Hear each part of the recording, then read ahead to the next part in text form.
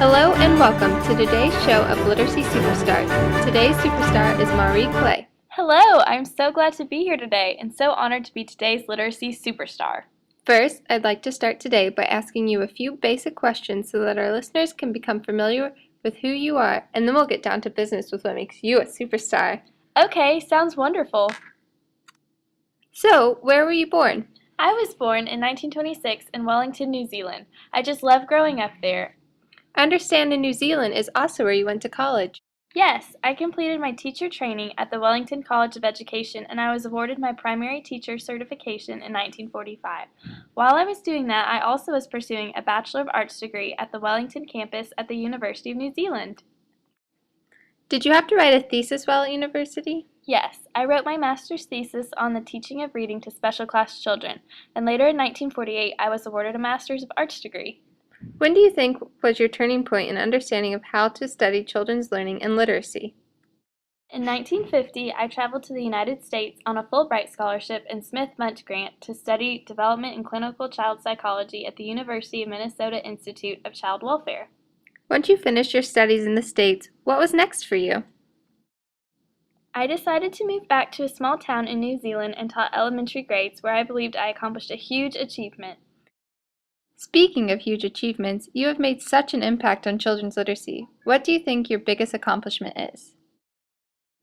During my time as the first non-North American president of the International Reading Association from 1992 to 1993, I made it my duty to make sure that the I in international was being seen as a crucial aspect of the association. However, personally, I would say that my proudest accomplishment in children's literacy is my reading recovery program, as well as my biggest contribution in education. By 1983, this reading recovery program was adopted by all New Zealand schools, and in 1984, reading recovery started in the States. Ah, yes, your reading recovery program. Please explain what the reading recovery program is. It is a short-term intervention for students in the first grade who have a very low literacy learning achievement that need to improve. These children meet individually with a trained teacher for 30 minutes each day for an average of 12 to 20 weeks. This allows children to develop effective reading and writing strategies so they work within an average range of classroom performance. Another aspect I like about this program is it is also offered to students whose initial reading instruction is in Spanish, known as English Language Learners or ELLs. So, what do you think makes the reading recovery program so successful? It is successful because of the training model. Within the training model, there are 3 different levels of specialists. What are the 3 levels specialists referred to? The first level specialist is a university trainer. The second level specialist is a district or site level teacher, and the third level specialist is the school-based teachers. On top of this program, you have also written several books that contain your wonderful knowledge about children's literacy. Can you please tell us about a couple of those books?